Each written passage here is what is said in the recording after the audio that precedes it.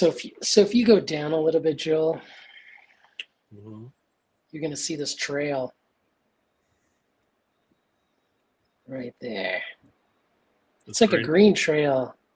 So the Greenway, what is it called? I can't even. It's called the Midtown Greenway. So I would take that and walk it, right, all the way from Uptown. So if anyone wants to know Uptown, yeah, that's that Prince song. That was like Party Town back in the day. I lived in Minneapolis in like 2022, 2023. I didn't have a car. I would walk from that Midtown Greenway up to Nicollet Avenue, and it would take me up Nicollet Avenue, and then I would go to the Cheapo. I'm just getting through some comments. The Cheapo Records is probably like one of the most underrated record stores in Minneapolis. Like, if you are in Minneapolis, that place is a gold mine. I'd go there probably 2 times a week. Is it this? Yeah, that's right. I think they got to know me there. This was this was from the one in Austin, though. They must have thought. Go ahead. They must have been related somehow. Yeah, they were. I think they had a chain,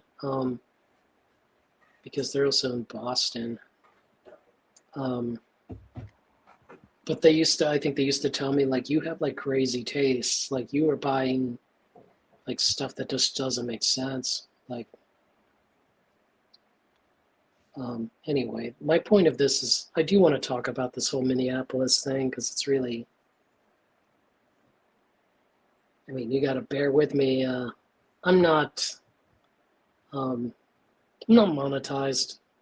I play music.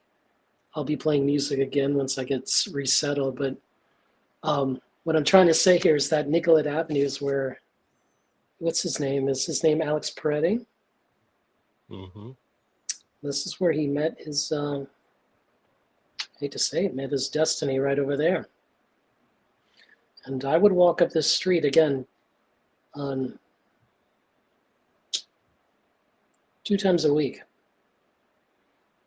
And I've been to most of the restaurants up on this block because it is an amazing block.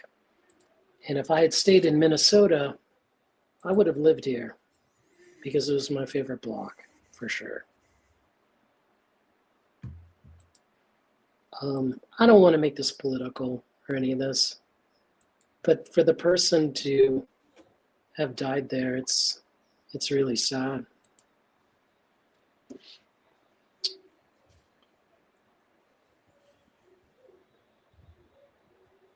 Well, yeah, of course, Mr. Cruz. I mean, that's what I'm talking about.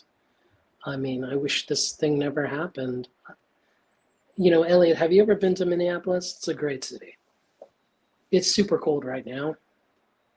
It's probably like -10 in the negative Fahrenheit, you know? But these people are like, they're courageous people who live there. I mean, they band to, you know, they come together. And that's what they're doing now, right? They're not going to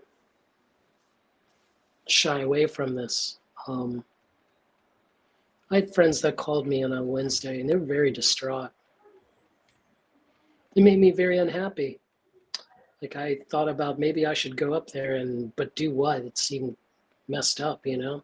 But I think I'm going up there, you know, because I wanted to protect them, you know? I don't want them to feel bad. You know, I don't want them to feel worried, you know? Because I really liked Minneapolis. And I'm sure if Prince was still alive, he would hate this, you know? If this is the truth here, the people of Minneapolis are strong. I mean, again, if Prince were alive, he would not, he'd be fighting against this. Like, this is ridiculous. Yeah, it's crazy.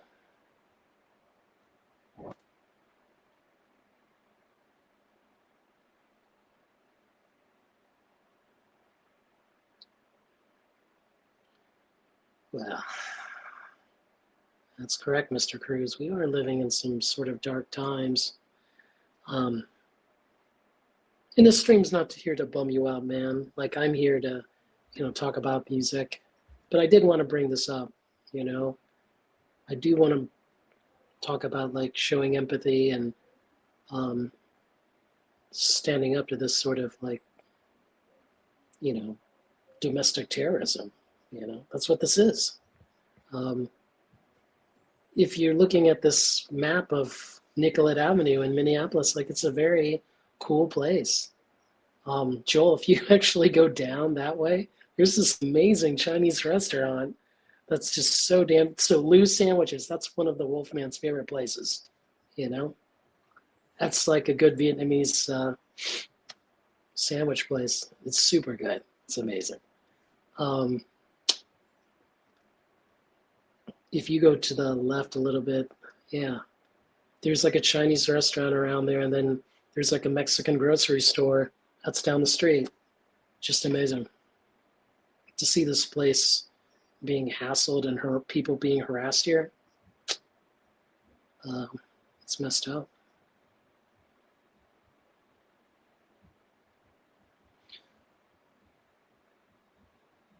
Yes. Sometimes I wonder what's wrong.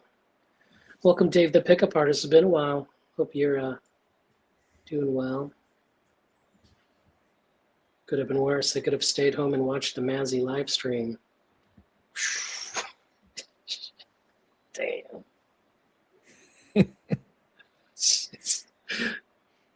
Right around that area, Joel, there it is. That Mexican place, it's got one of the best bakeries in the city. I mean, it's fantastic.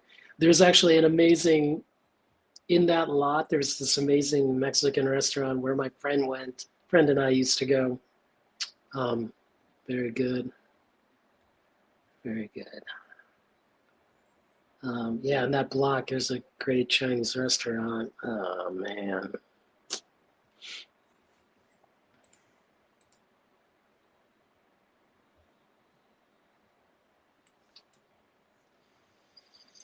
I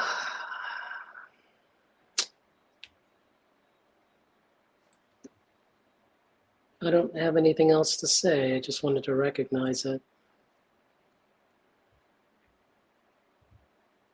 Absolutely. I mean, I was so crazy that I would walk all the way from Uptown to Cheapos when it was like over a foot of snow. But I mean, the city always took care of the snow quickly. I mean, more than Texas.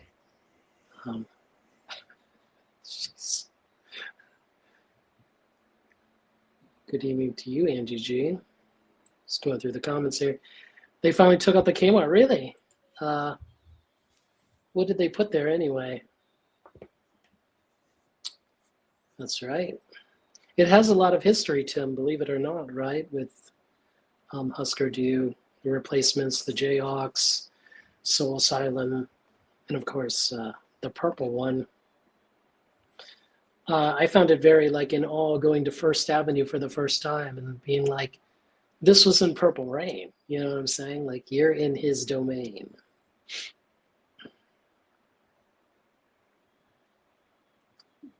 Welcome, Alan. Oh, here he is, Mr. Wolfman himself. Well, Wolfman came up with the topic here tonight, not the thoughts on Minneapolis. There's his favorite sandwich place. He came up with the topic about the formative years. And we'll be talking about records we first got when we started, the obsession or the addiction.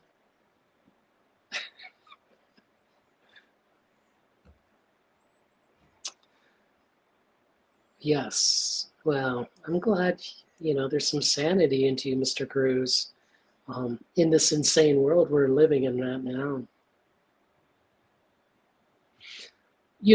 Mr. Cruz, like, as you know, you used to be a school teacher. You know that democracy is a very fragile thing. right? And we all must take part and take seriously with it. I used to think my history teacher was full of BS, but now I think about what he said all the way back in the 90s to me. Welcome, Grasshopper. Welcome, John Music in the House. Welcome, Chris. Record Talk. Well,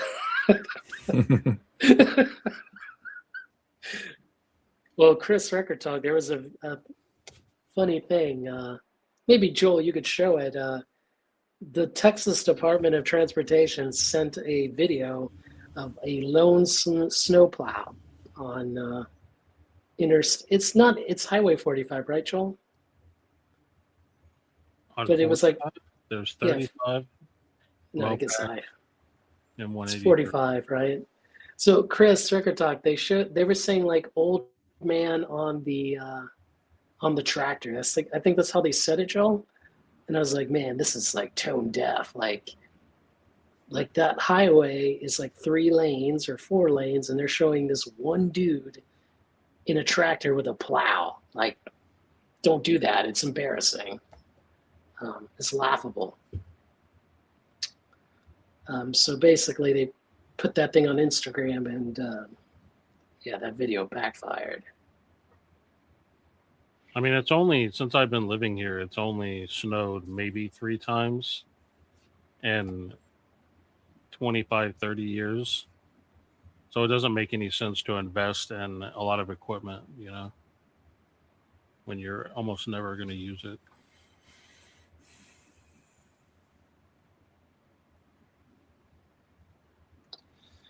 That's true, but I mean, that's where you would need to call like Utah or the neighboring states. See if we could borrow a salt truck. Yeah, I don't know if Utah is a neighboring state. The problem is Texas is so huge. Like, even if you were to call a neighboring state, it would take forever to get here. And honestly, it's going to melt by tomorrow.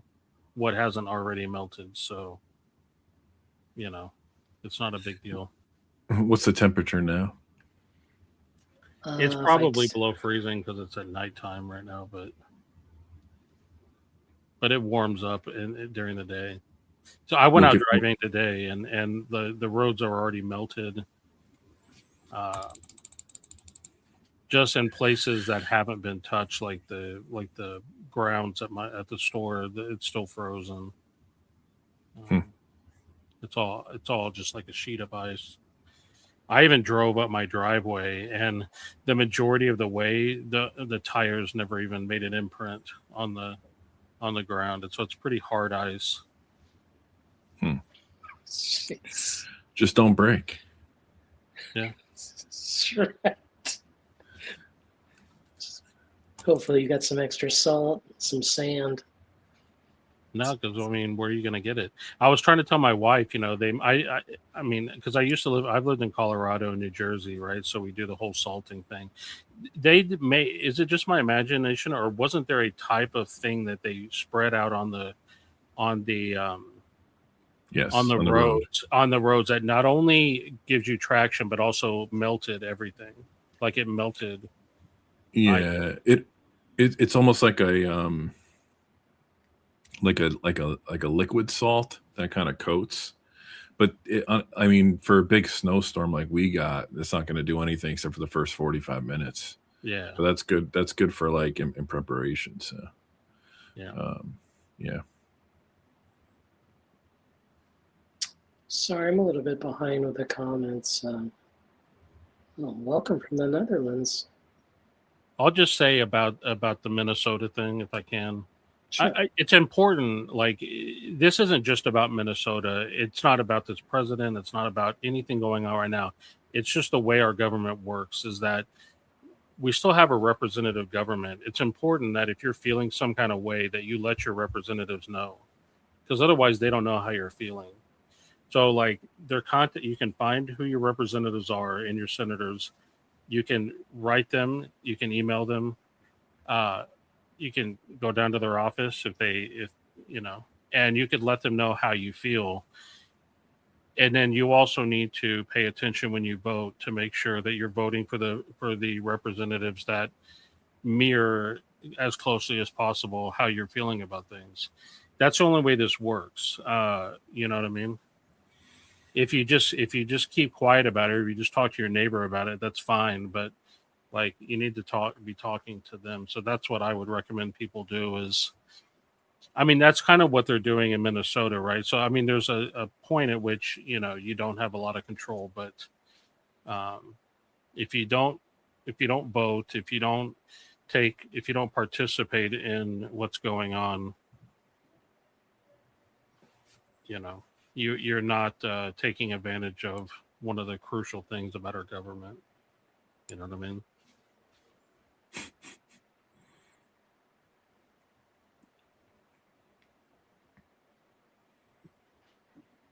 This is crazy. YouTube is faster than the StreamYard. Yeah. Yeah. I thought I was missing comments before, but I just turned the YouTube off because it's too distracting. This has been happening for a while, I've noticed. Like, if you just pay attention to the comments in StreamYard, like, we'll get flooded. It'll, like, delay, and then we'll get flood. Just gonna have to deal with it. I don't want to deal with it. I paid too much for the stupid StreamYard. Yeah. Should fix this Well, what's stuff. crazy is, like, Streamlabs doesn't even give you this feature, right? You can't even see the chat. What? They don't. Uh-oh. What the hell are they thinking? Well, Streamlabs does other things, right? The StreamYard doesn't do, but StreamYard doesn't do this whole thing of highlighting comments and stuff. Man, this is. I just think it's embarrassing. Let me see if I want to show the comments, because a lot of this thing is it's about the comments, and for me not to. Do you think if you're logged into the YouTube and the StreamYard simultaneously, it causes a delay? No, it's just perhaps like because I'm doing this so low budget. So to Elliot Cruz, because you brought it up, I'll tell you this: like, when it comes to gerrymandering, of course, gerrymandering is not against the law unless it's for like certain purposes, right? Like, it's recently been challenged by the Supreme Court. But that's another thing where you need to voice your concerns. A lot of people in this country, they look the other way if the quote party that they vote for, right? Like, if you're a Democrat and Democrats do something, you turn the other way and you're like, it's fine. Same thing if you're a Republican. And I think it's important for us to hold the entire government responsible when any of them do it, even if it's someone you quote unquote like or voted for or whatever. Like, people need to get off of this whole like team mentality of like, ooh, like my team is winning, so like you know, they can do no wrong, and I'm gonna totally overlook all the messed up things they do. Everybody does this. The Democrats do it. The Republicans do it. The reason why it happens too is also because of our media. You know, it's easy to get blinders on and only see one side. You know, like, it's critical thinking has never been more important with the internet, with AI, with the media and the state that it's in. And it's hard, you know what I mean? But, you know, you just have to just do your best, you know. But that's the only point I'd make about gerrymandering is like, when they were doing that, I didn't want like it when they were doing it in Texas. And then when California said, well, we're going to do it, you know, to like counteract what they're doing in Texas, I was like, that's the wrong attitude to take, in my opinion. You know what I mean? I don't think it should be happening anywhere, but that's not an excuse to not participate, in my opinion.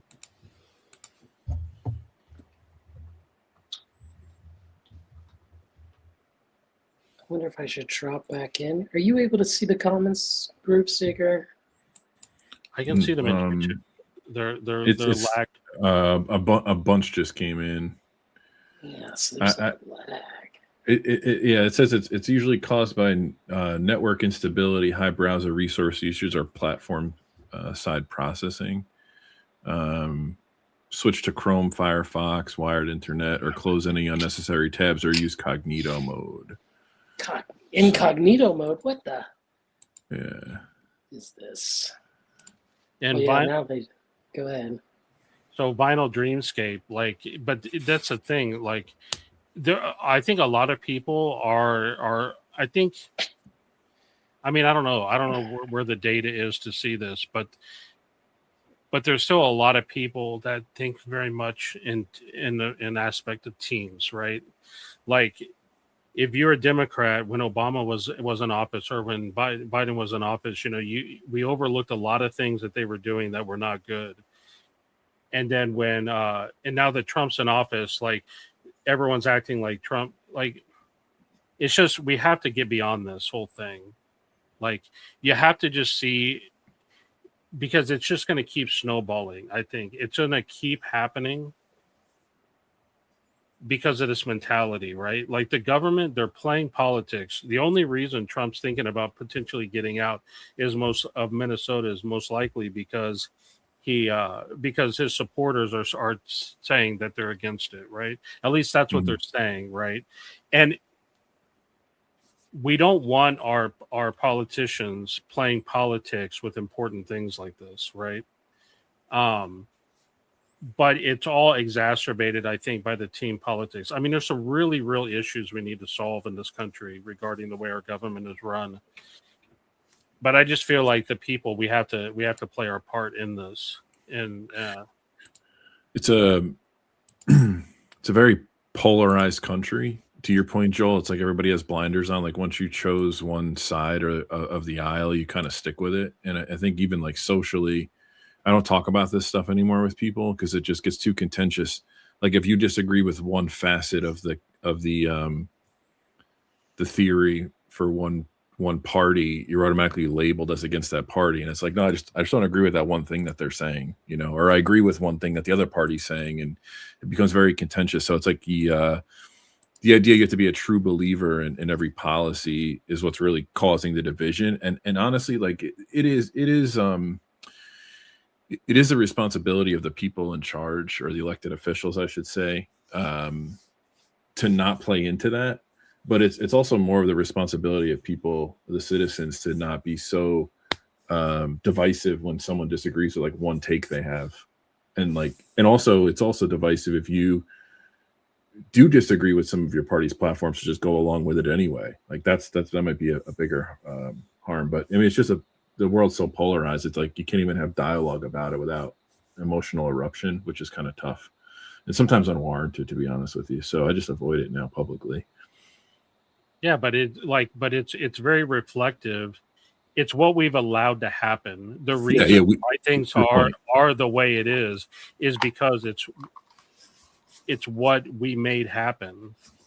You know what I mean? Yeah.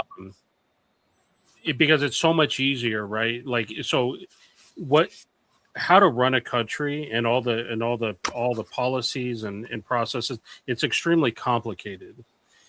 So it's so much easier if you say, hey, give me a TV station that is just going to tell me what to feel and what to think about everything. And that's like, and if I'm on Team Red, that's going to be Fox News, and if I'm on Team Blue, it's going to be MSNBC or whatever. You know what I mean? And because that's much easier, right? Because then people get to absolve themselves of any kind of responsibility of taking part in the process, because it's just like, hey, I'm on Team Red. Like, I'm do or die, right? Like, everything they do, and I'm just gonna shit all over everything Team Blue does, and the same thing on Team Blue. It's like people have like forgotten that like this is hard work. You have to pay attention. You have to think critically. You have to criticize your own team, right? Even if you even, I don't think it's a good idea to think of in teams. I don't like people that think like, I'm a Democrat, therefore I'm going to vote Democrat up and down the ticket every single time without. I think that is lazy. And this is what we get. Like, we're reaping what we sow, in my personal opinion. Not obviously with like what happened in Minnesota. I think that's a different thing. you know, but. And again, this is just my feelings about it. I studied this stuff in school. You know, I for a long time I was thinking about getting a job in the State Department. Um, I ended up not doing that, but you know, anyway, it's just like it's heartbreaking. And anyone in the chat that's feeling like, oh, the ship has sailed, I saw some comments like that, like it is what it is, and nothing can ever change. That's actually not true, because we've seen it change in our own lifetime, right? Like we can change the way things go. Um, And maybe the ship didn't sail, and I think like I think the division and the polarity plays to the idea that making people believe the ship has sailed makes it easier to divide and conquer. It's exhausting to right that ship.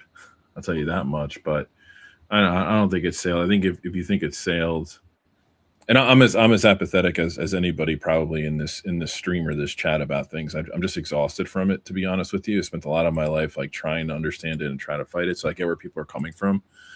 But that idea that if people think the ship is sailed, that's like the politicians are just salivating for us to believe that. It's kind of the truth.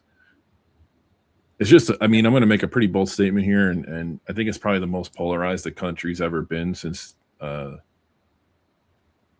Civil War.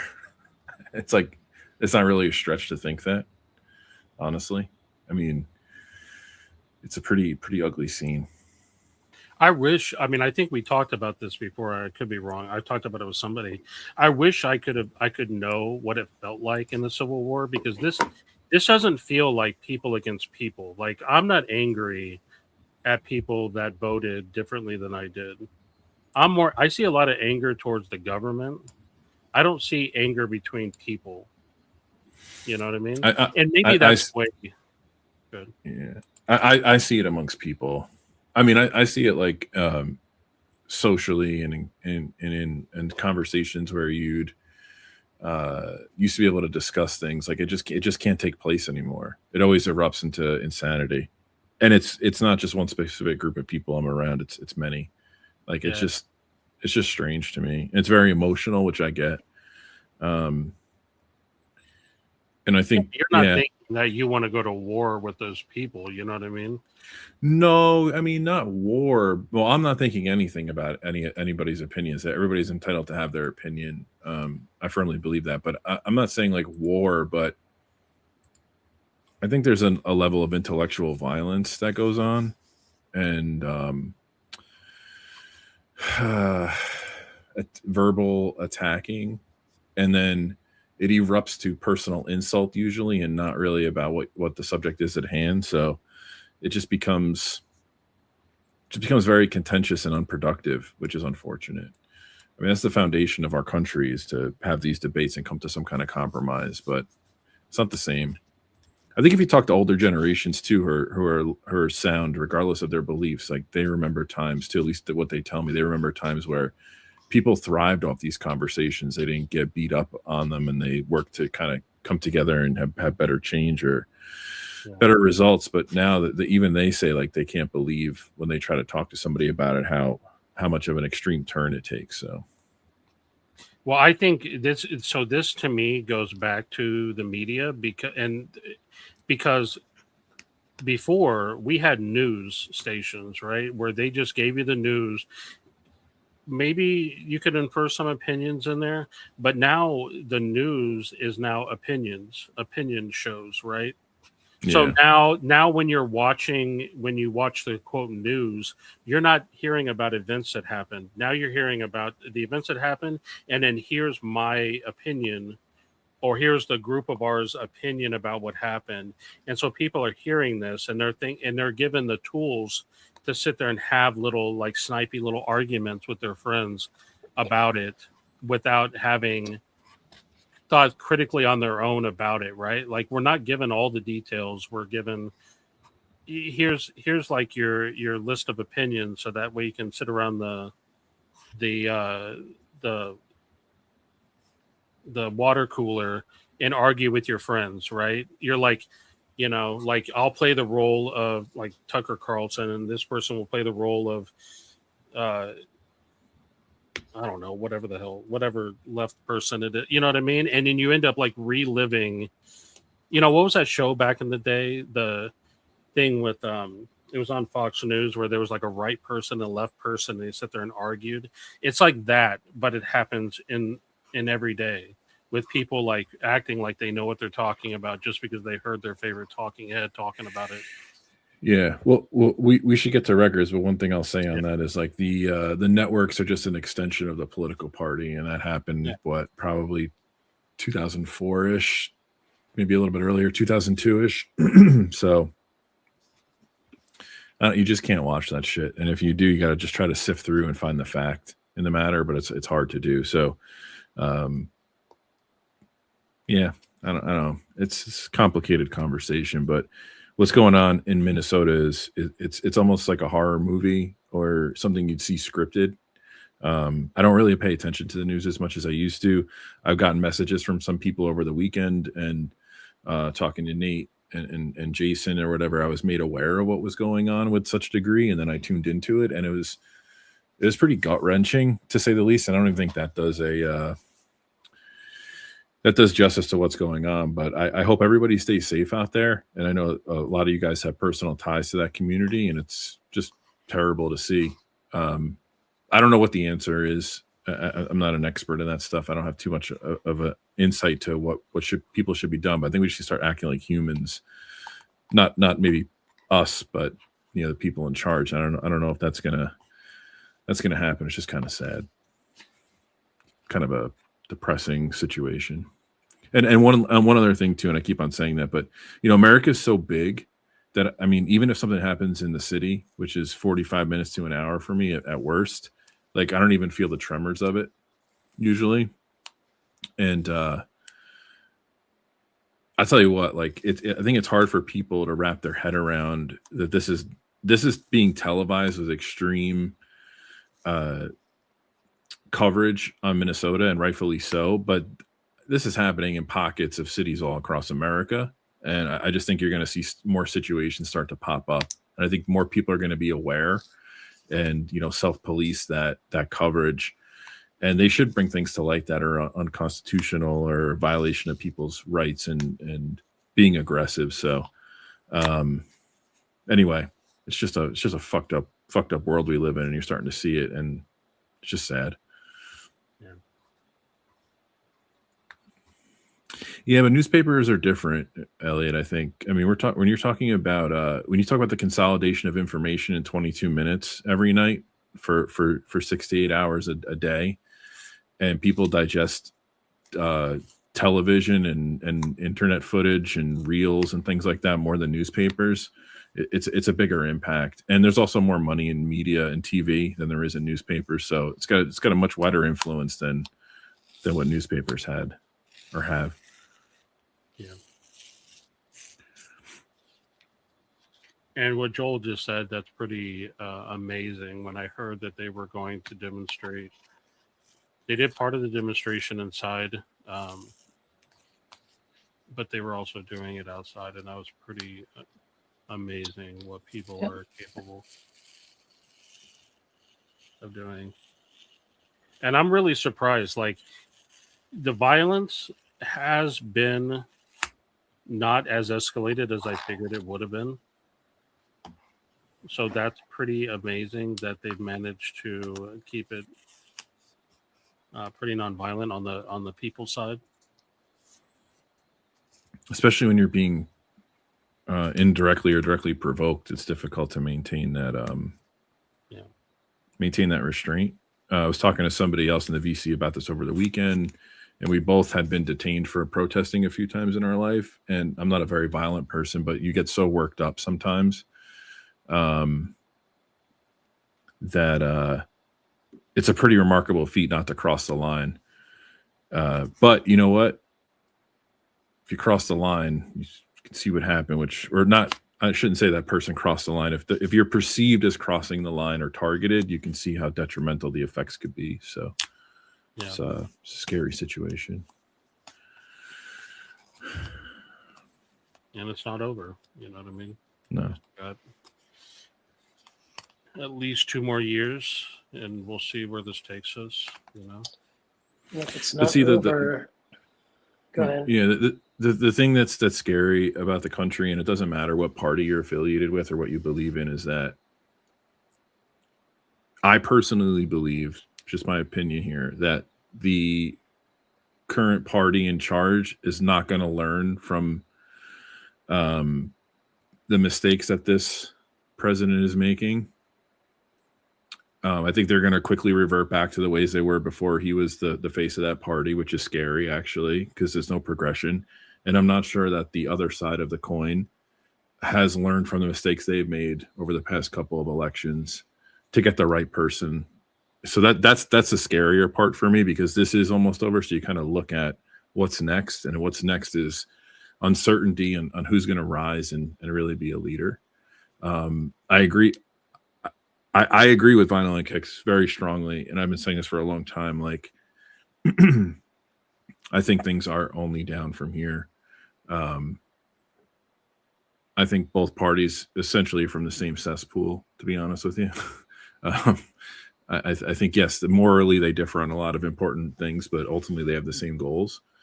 And not this current president. I'm not lumping him in with them. He's an anomaly, but this is kind of a manic reaction that this dude got elected twice, and I actually understand why he got elected, in a strange way. Not that I support it, but this is what you get when people don't kind of step up in the batter's box and start to make a difference. But the ultimate responsibility relies on these people to put better candidates forward. I think we haven't had really strong candidates in a long time. I think everybody can agree with that.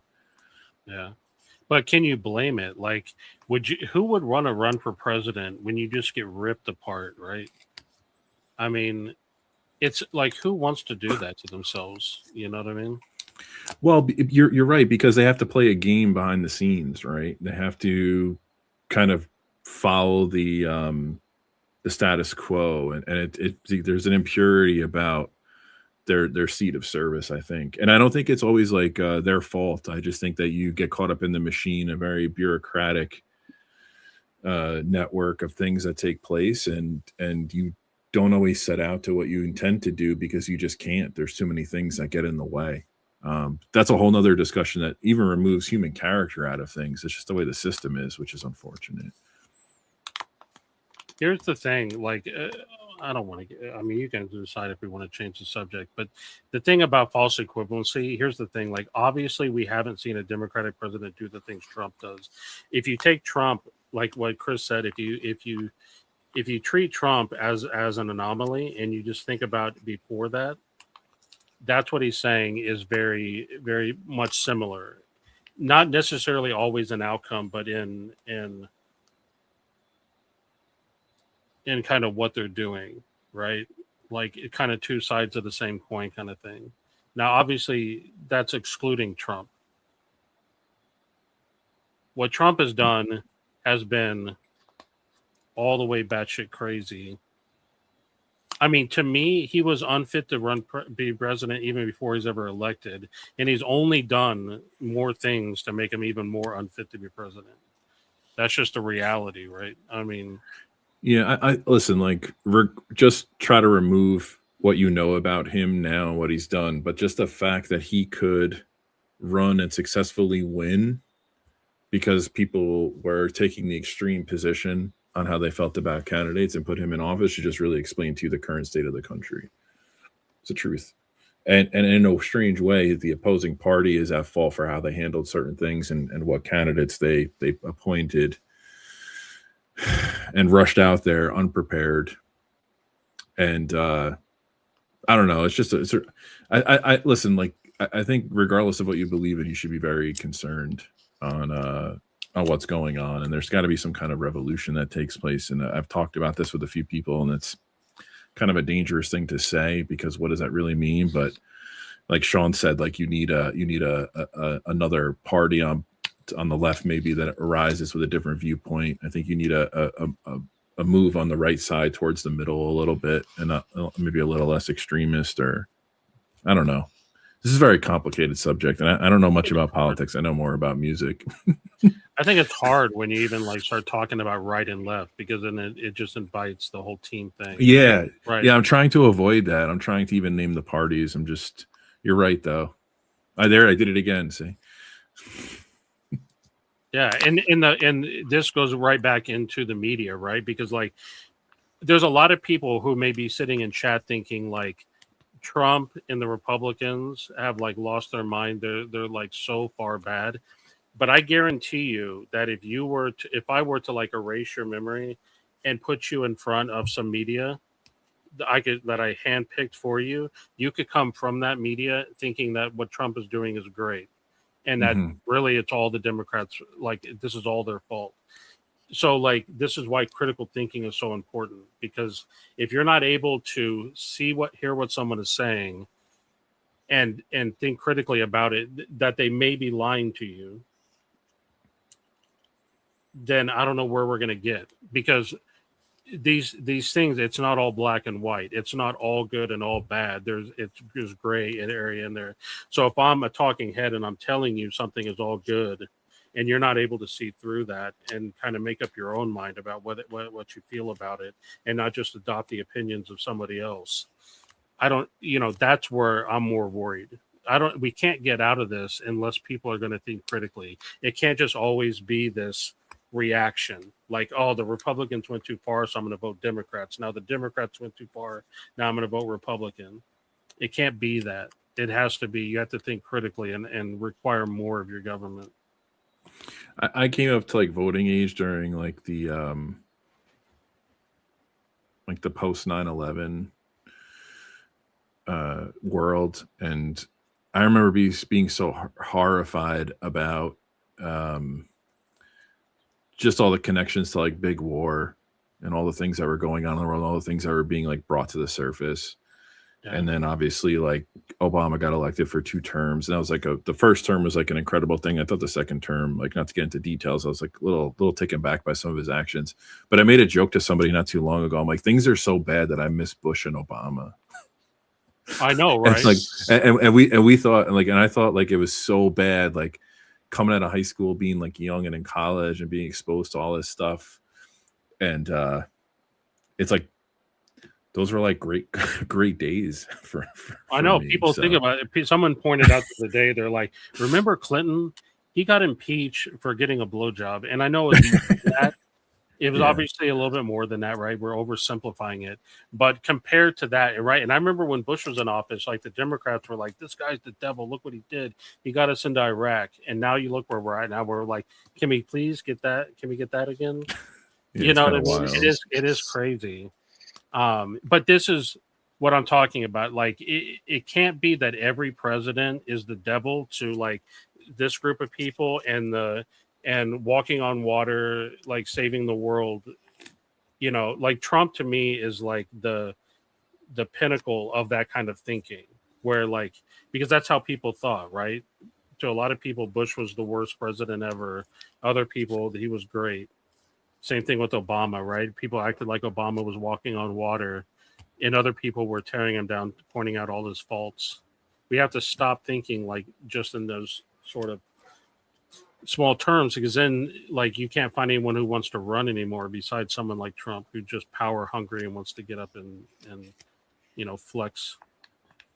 Anyway, my theory on him is that he didn't even want to be president. I think it was a publicity scheme, and then he wound up getting elected. Yeah, well, I mean, definitely the second time, it's clearly he wanted to avoid jail. Like, he was going to be in jail until he got presidential immunity. Yeah. Should we talk about records? Yeah, maybe 45 minutes of this. Hey, you started it. I mean, I know, I started. I just want to, tell everybody like my thoughts about it. You know what I'm saying? I'm deeply unhappy about it. Yeah. Because everybody should be. I'm like, I know that area very well, and that place is like one of the chillest places. It just bothers me. It's always even that if thing you're where these.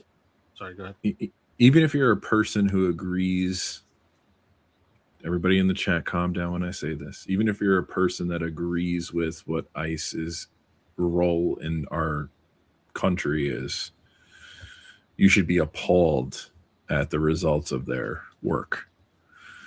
That's really the Well, and takeaway for me. it's been pointed out, Trump didn't invent ICE. ICE has been here.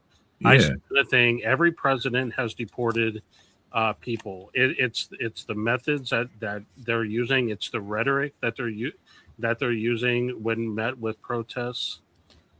It's all, and then obviously the murder. You know what I mean? Yeah. That's the problem. It's not so much. Like we didn't get to have a debate about immigration in this country, right? Where all we get is like dictates about what's going to happen.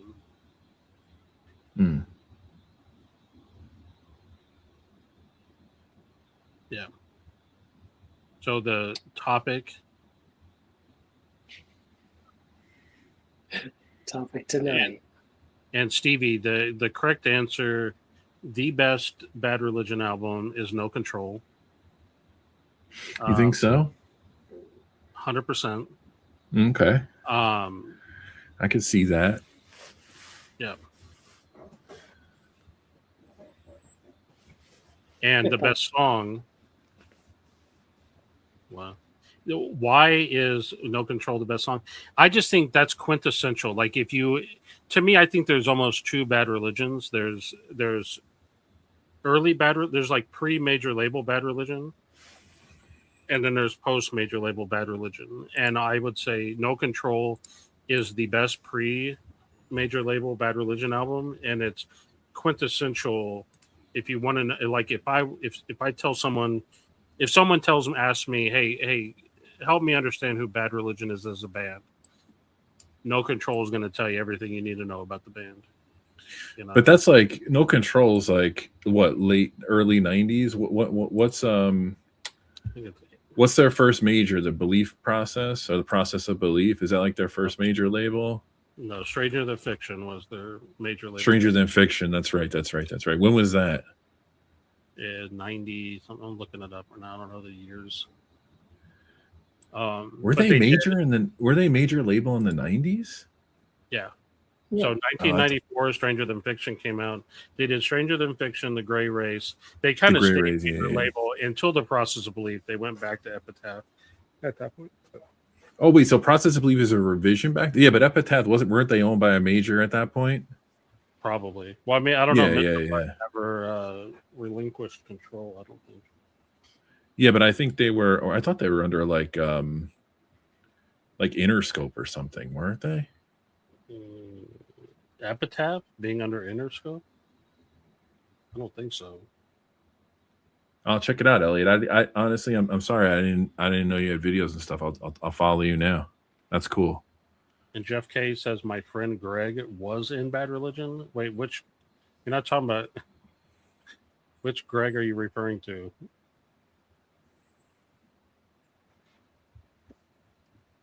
I mean, are you saying you're friends with Greg Graffin or Greg Hetson? Who is your friend Greg? If you're telling me you're friends with Greg Hetson, so Jeff K, you know Greg Hetson. That's fucking wild if you do. I would love to meet him someday. Dude, Greg Hetson, to me, when he left Bad Religion and Brian Baker joined. Okay, that's another turning point of Bad Religion if we want to get into this. Greg Hetson and Brian Baker are both amazing, but they're not the same.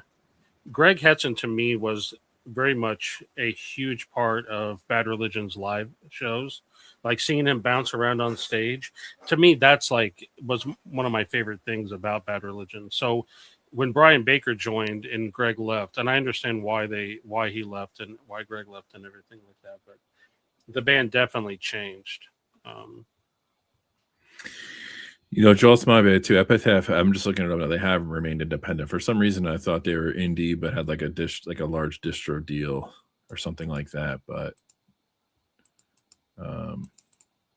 So Bad Religion was on. Were they on Warner or Atlantic? Atlantic. They were on Atlantic. Yeah. Okay, this is kind of coming back to me. And don't get me wrong, those major label albums, Stranger Than Fiction and The Gray Race, are amazing albums. Like, I think they're amazing albums. And No Substance is not as good, but it's not a bad album. Look at Arnaldo's comment.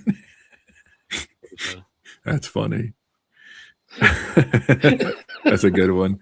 That's like second to his free jazz joke. Nice one, Arnaldo. Hey, Stevie, just stick around. I have some stuff to show. This being one of them, and you're gonna love some of the stuff I have to show when it comes to the topic that we're. I'm gonna tease. Can I tease this to Stevie? I'm not gonna say anything. I'm just gonna show it to you. Sure, we'll make you big. Let me figure it out. This is gonna make you freak, probably. I don't want to show this to you. This is the Blatz and Tri-Bait split 7-inch titled "Bitches and Brew" on your favorite label. Bitches Brew. It's on what's on Lickout. Yeah, Bitches and Brew. But this is Blatz. I know he loves Blatz, and this is. I got this for Tri-Bait. Honestly, I like Tri-Bait. I didn't even know who Blatz was when I bought this. Anyway, that's all I'm going to show you for now.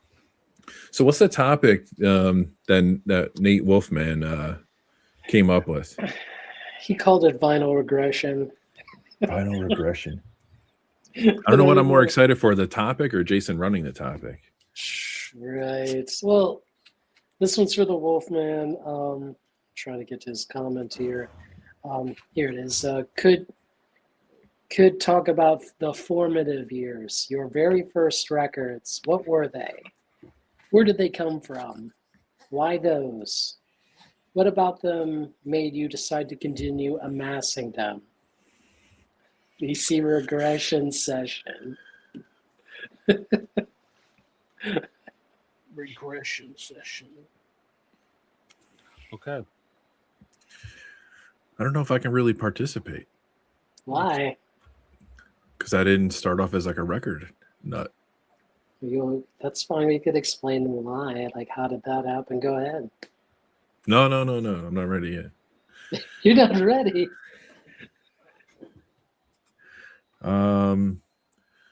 It wasn't. So for me, records were not a thing when I was growing up buying music. Okay. My parents had a few, which I wound up taking eventually, but everything was CD and tape. And then when I got into records, it was like kind of wasn't for like a sound quality thing. I just wanted to be different, I guess, or they were cheaper a little bit. Some people had given me records, they didn't want them anymore, and I thought it was like a sin to throw them out. So that's how I kind of amassed my first collection. But in like the current state, like I'm buying a lot of things I've already owned before, like multiple times. So I can't say I discovered a lot of music through vinyl. Some recently for sure over the past several years, but not did not start. Nice one, Breakfast King. Yeah. Wow. That's funny. It's funny. Yeah, I wish I was like digging bins and like finding music based upon that. So you have records and some of them had to be first. Yeah, I guess I'm just reading too much into the question. Like, it wasn't stuff that the first time I heard it was on a record. I think I like knew about it before and then went back and bought it on vinyl. I can share some stuff. What do you guys think about what you want to show? My first, I found out about the topic too late. I was trying to find my very first 7 inches, which I've talked about on stream before. It was the Kathleen Hanna Slim Moon split word core 7-inch. And then Husker Du's Makes No Sense at All, which actually that would have been very topical had I found it. But I couldn't. So I want to show this one right here. Minutemen, Paranoid Time. So my first records, my first vinyl that I ever bought, they were all 45s. I didn't buy LPs until later. So this is an early SST. SST Records was very important to me. I would have been like a freshman in high school. So this is, let me show it on this side. Here's SST. You can see the label. Anyway, so Minutemen, obviously really important. Not long after that, I start getting into things like this. Anyone know this in chat? Hopefully you all do. This is too legendary for you not to know. This is the front steps of the Discord house. And this is Minor Threat with Salad Days, an early Discord Records release.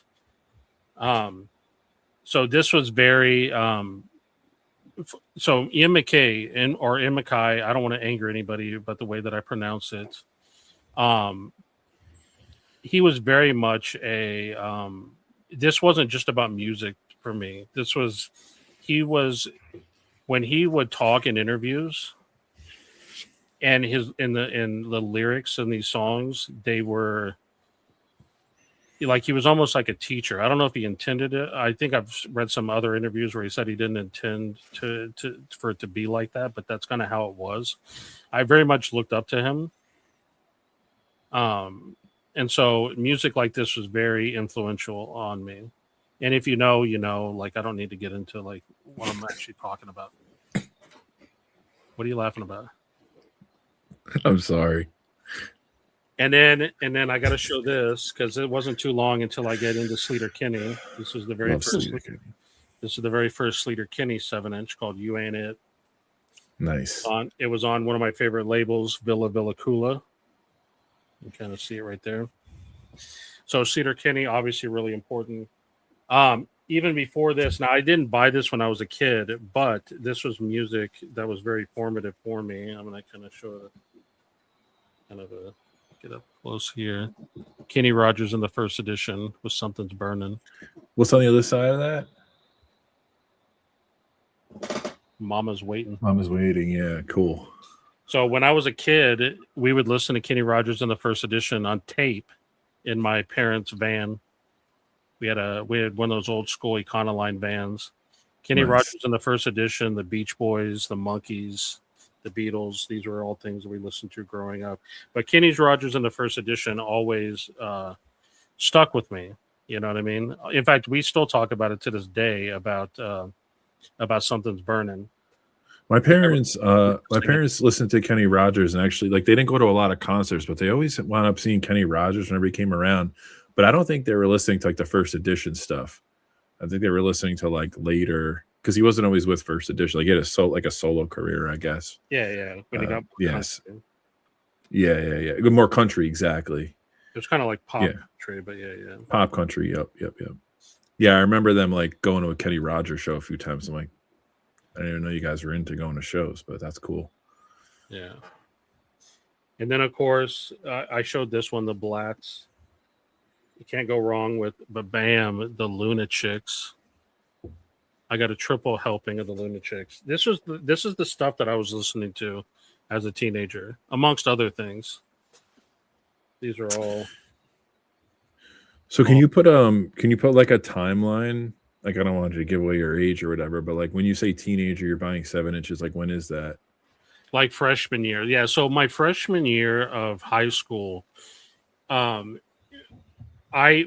moved to New Jersey right before my freshman year of high school. And so this is all I remember, because I don't have the greatest memory, but they basically, you know, when I showed up to school, you know, they do that thing where they kind of put the quote new kids together. And even though it was freshman year, technically everyone's new, they grouped the kids that weren't, that, you know, didn't come from the local middle school, right? So it was me, a guy named Brent, and a guy named Jeff. And Jeff used to live in Texas, like I used to live in Texas, and Brent was from another part of New Jersey. And they set us all together, and we ended up becoming best friends. And Brent and Brent was really, they were also in band, and Brent was really into music like I was. But Brent introduced me to a lot of the punk stuff. Like I listened to there was some punk stuff that I listened to, but he is really the one that kind of introduced me to a lot of stuff like SST, bad stuff like Bad Religion, like what we're talking about. In fact, I still have a Bad Religion CD burned for me. So I have a question. Can I ask you a question about this Yeah. now?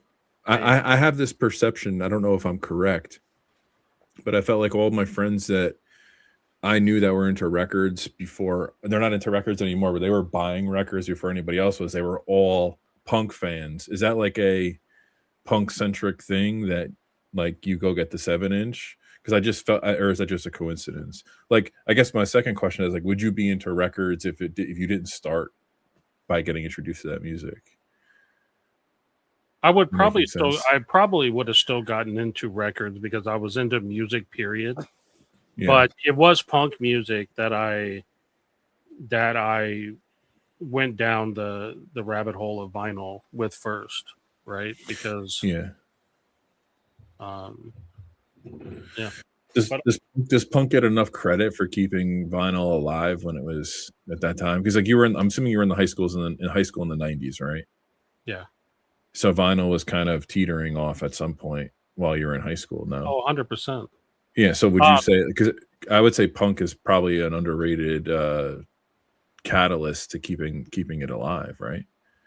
Well, it's hard to know. I mean, I don't know because I was too young, but there could have been an element of the fact that it was cheap to produce 45s, right? So like a lot of punk labels, they're like, well, I can do that, right? So like that Sleater Kinney 45 you showed, for example, I don't remember the song, but is that on any of their albums, or were the singles like not included on any record eventually, or any CD? So this one was this Okay. particular song was on the first album, but it had B-sides, right? So a lot of them, Okay. yeah. But this was the very first. Actually, you know what? I'm not sure that this was on their first album, but a lot of their later 7-inches were. But this was literally, sometimes bands, you know how like when they start out they only have a single. Right. I think that's what this was. I'm not sure. I'd have to look it up to see if this showed up on their first album. But the B-side definitely did in Surf Song. Nice. I also wanted to show this real quick because if Dom is in the chat, bam, Skinner Box. We talked about this. This was a New York City ska band, and I still have this. Where were you buying all this stuff? Were you going? Because I know like what I'm obviously a little younger than you, being in New York, but there was a really strong punk scene even outside of the city. When I was growing up, there was punk shows like 3 nights a week, like maybe 45 minutes north to like down to the city for me. Like all my friends were going to punk shows all the time. Were you buying those mostly at shows, or was there like record stores that you were going to? Not till later, because I didn't go to that many shows back in the day.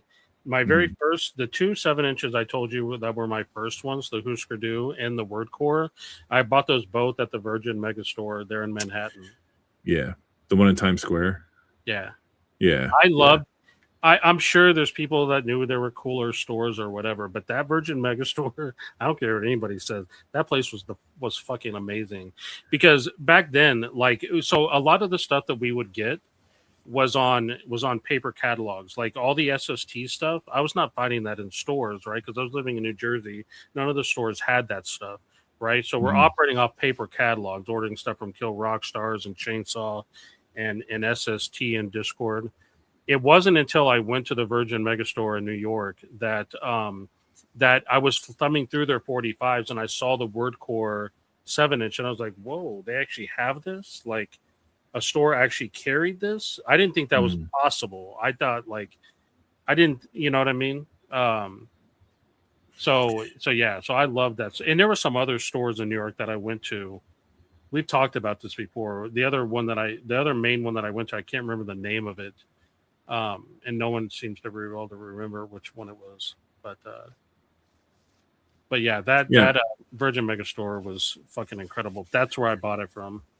Otherwise, I used to take the train to the city and go all the way into the village first, hit all those shops, and then like I was a teenager, so my grand prize was like Virgin Megastore, and that's where I saved most of my money for. It did have so much. It was amazing. Have you ever been to that one, Jason, when it was open in Times Square? Oh, No. I mean, like I think Arnaldo worked there, so he might remember the layout better. But I just remember like going down the escalator and to the right, it was just all world music, like all, like all world music on CD, the size of like any typical like record store in your or CD store in your mall. It was fucking incredible, fucking incredible. I can't even describe it. And that was a time where like, not that I had a lot of money, but you took more chances when you were younger on stuff like. So yeah, it was just a trip. It was a trip there, and then the Tower Records across from Other Music was fun. Other Music was fun too. Although I was way out of my element in that store most of the time. But yeah, that's cool. So you were buying those mostly at Tower, which I didn't expect because Jersey had some good record stores. Virgin Megastore. Virgin Megastore. Sorry. Yeah. So New Jersey, I remember the record stores that I went to.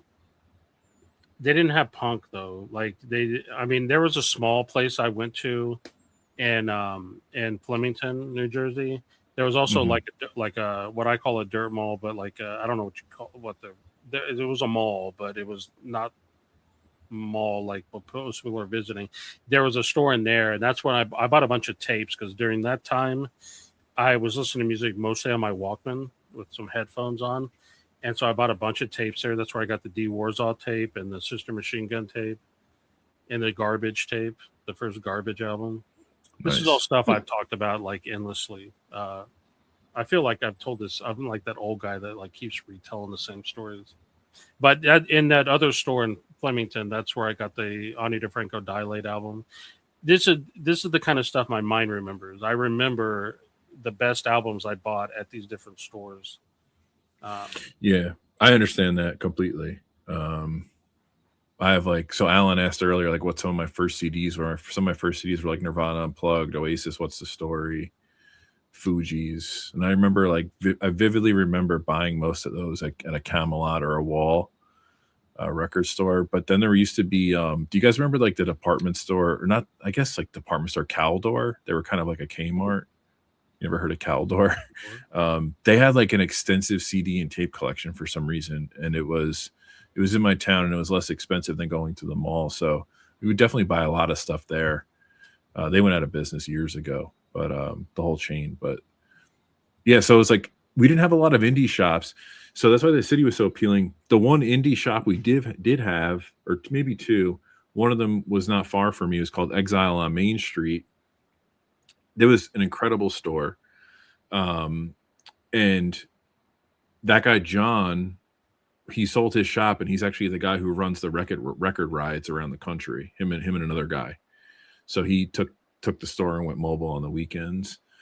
But yeah, unfortunately we didn't have like a mom and pop place. There was one place that had two locations when I was very, very young called All Star Discs and Tapes. But by the time I was like in 4th or 5th grade, they were probably out of business. And it was like literally right down the road from where I live now. It would have been awesome if they stayed open. Yeah. But yeah, so it was like very big box retail for me, I guess, like all my purchases. Yeah, I didn't have a concept like when I was young. The term indie record store, like, was that even a thing? It wasn't a thing to me. Like Virgin Megastore or like the smaller stores that I went to, they were all the same to me. They were just like, they were record stores. I wasn't thinking like Virgin Megastore being like big corporate thing. Yeah, I don't think that was like a thing back then when you were like, oh, damn the man, you know, like don't shop at Virgin Megastore. I think everybody was just so enamored at all the stuff that they had that it was like widely accepted for music nuts to to me, I was just like, finally, I don't have to get everything over mail order.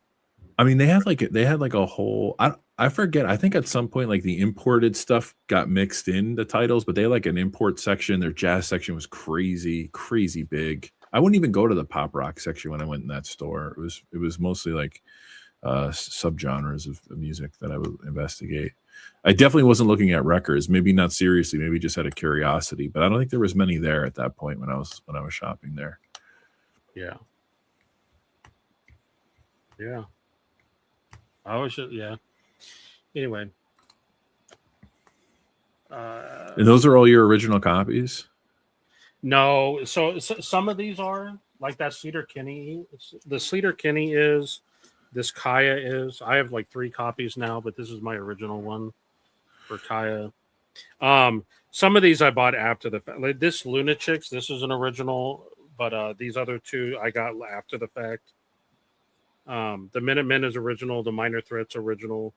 My Husker Du and my other stuff. My 7-inches, like if you really want to know, like, you know, what I was about when I was a teenager, I have to go dig through the 7-inches because I don't, you know, I didn't get a lot of full links out of, like, I don't have like all the Cedar Kinney. Well, I do because I have the box set, but I don't have like all the originals of that stuff like that. But I have my 7-inches still. I'm always fascinated, I guess, because they're short print, a lot of them, but and I don't buy 45s. Like I haven't bought a 45 in years, and I'll get them sometimes in like a box set or something, which is fine. But I'm just shocked at how valuable 45s can be. Like Well, it is absolutely incredible and fascinating to me when I see some of the prices. Like when Chance does his videos on what sells, or I hear like that guy Vinyl Treasures when he does his show a couple nights a week. He talks about the value of some of the records he's playing, and I'm like, holy shit. yeah. Are some of those pretty valuable now if you were trying to move them, or no? So I don't know. I'd have to look it up. Like the punk stuff, usually not, because, well, not the punk stuff that I have. Like this right here. Like if you were to look it up, I'd be surprised if it sells for more than like 10, 15. Yeah, I don't. To be honest with you, I have not looked up my 45s to know what to. I know some of these are really rare. Like you don't see them in stores and stuff like that. This is my School of Seven Bells, Half Asleep 7-inch, one of my favorites.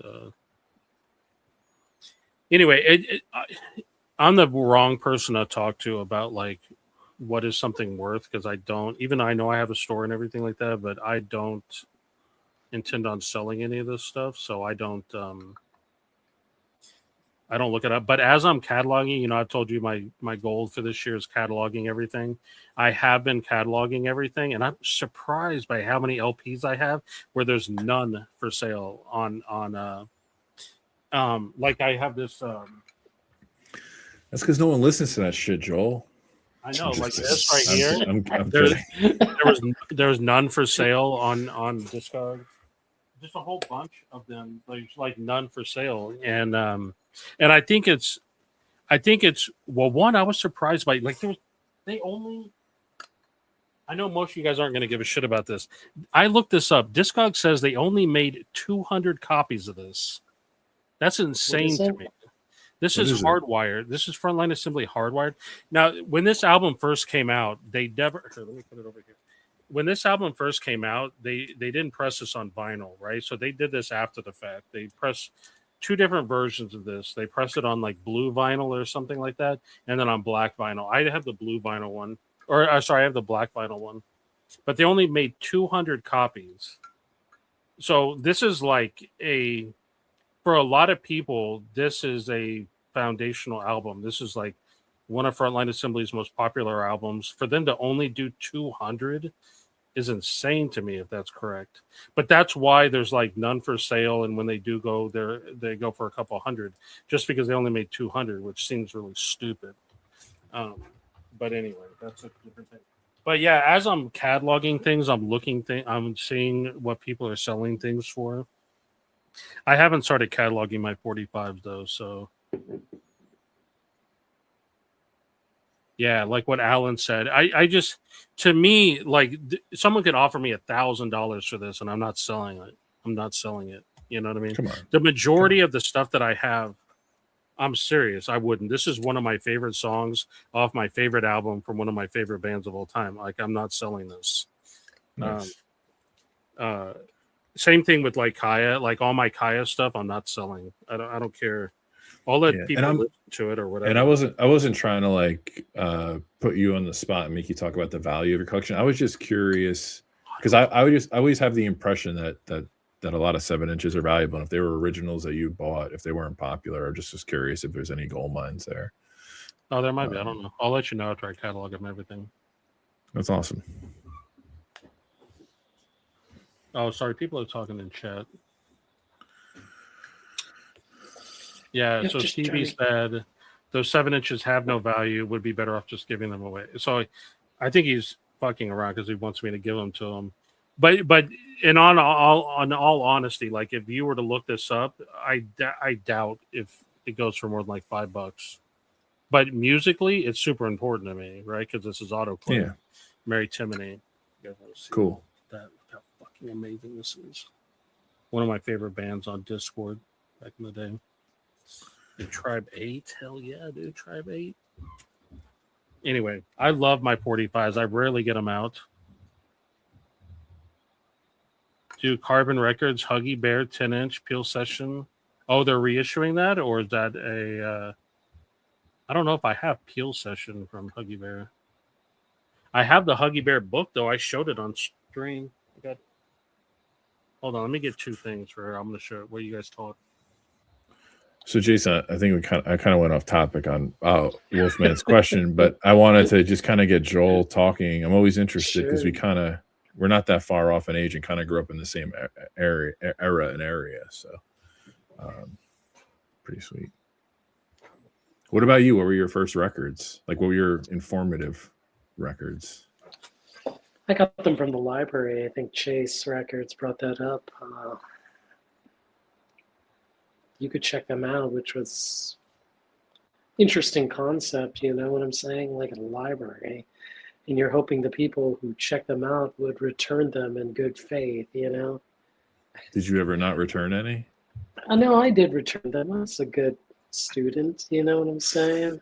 Shit, man, that actually reminds me. My college, my university had one of the biggest jazz collections in the country when I was there. So they used to have like these in the basement of the library. There was like a listening. Okay, I don't want to call it like a listening room, but like little pods, and we used to go down there.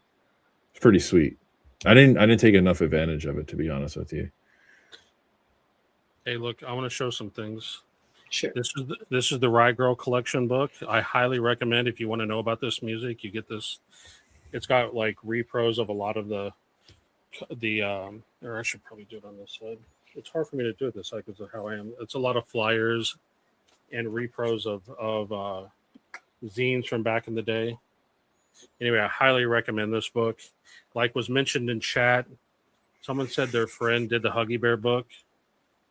You got to get the Huggy Bear book. Again, a lot of repros. I showed this on stream.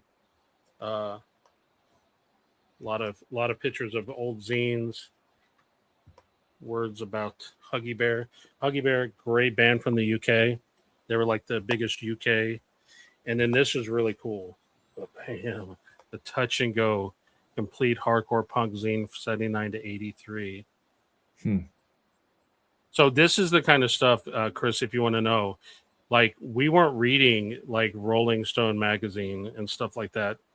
We were reading zines. And I would just read any zine. Like I would just go down and just whatever was interesting. So to be honest with you, I'm probably, even though I got these for nostalgia. I'm probably not going to sit down and reread any of these. But this is the kind of stuff. In fact, you know what I thought about doing? I actually thought about writing a zine. Like one today. I did one like way back in the day that was kind of shitty. But I was like, I've always said, like, I don't have anything to say. But it's like, what are you talking about, Joel? Like, I say shit all the time on YouTube. I'm going to turn it into a zine. So someone said in the chat that this is sold out. That's unfortunate. What's a zine exactly? It's just a DIY magazine. It's short magazine. It's just people made them. So what you would do is you would get some paper, right? Just fold it in. I mean, different people did it different ways, but you just get some regular sheets of paper, fold it in half. You would, whatever, you could draw on it, you could write on it, whatever. And then you would get it Xerox, like black and white. You go down to Kinko's or something. Yeah. Xerox it off. And so that's all it is. So they're different topics. Like this is what a lot of them look like. You know what I mean? It's just handwritten. People cutting art out of, you know, whatever. Yeah. I've It's seen more them. I just never, I never heard of them as zines, but I get what you're saying. yeah. It's kind of like an independent magazine, low production, high Yeah, but artistic I mean, value. but even then, like I'm just talking about, they were just individual. They were just like kids like me, making their own, right? Talking about the things that they want to talk about, right? That's pretty So like sweet. when I was a teenager, and I can't really relate to like them talking about U2 and Rolling Stone. Like I can't relate to that because it's not what I'm listening to. You pick up a Mhm. zine and they're talking about the Ladies Bikini Kill album or something like that. That is something I very much could relate to. So that's kind of, you know, anyway. That's cool that's your friend Carbon Records. I didn't know that. Looks I like used to, you when I influenced people, Joel, to buy the Bonnie Raitt. Oh Adam yeah, I Twenty saw Two. Adam post that earlier. Oh, Johnny Fever too. Yeah, I mean Bonnie Raitt's amazing. I mean, it's not a hard sell, but if Johnny Fever and Adam start buying Kenny G CDs, then I know you're officially an influencer. That's right. Oh my gosh. Here's something. If I could influence people to buy something, so Annie Lennox just released a like some kind of biopic, like a book called Retrospective or something like that. I'm a huge fan of Annie Lennox, and I saw that last year, at the end of last year, they pressed on vinyl again her album called oh shit. Hold on, I'm having a brain fart. Let me look it up real quick. Is it the big one or no? The big one. Like the one with the hits on it? It's not. It does have hits on it. It's not Diva. It's not Medusa, but Diva and Medusa are still in print. So she did an album in 2007 called "Songs of Mass Destruction," Mm-hmm. and they repressed it on vinyl. It is such an amazing album. So, and I'm going to be getting copies of this in. It was released over in Europe. I am having copies in it. If you like Annie Lennox, or maybe like Annie Lennox, if you haven't heard Songs of Mass Destruction, highly recommend getting this album. Anyway, if you're Songs of taking my Mass Bonnie Raitt, Destruction. if you're taking my Bonnie Raitt suggestions, I highly recommend you take my Annie Lennox suggestions as well, because Annie Lennox is a fucking goddess. Oh, Glenn Ballard produced it. Yeah. Who did he do? Alanis Morissette, 50 Cent, Dave Matthews Band. Oh, dude, I gotta check this out, dude. Alan always said he did a video about the Touch and Go book. That's cool. Yeah, when I saw the Touch and Go book, I was like, dude, I'm grabbing it. Dude, this is my high school years, man. Like the fact that they released this, I love the fact that like I've reached that. I mean, I wish I could go back, right, and be a teenager again. Actually, I don't wish that. This is better. This is better than this. I get to just relive it as an adult. But this is so good, man. Oh my god, dude. Remember all the record reviews, the Go-Go's, Sham 69. Anyway. So Dr. Johnny Fever, I do not have the Annie Lennox album in the store yet. I just put it on order today, but I will very soon have that album.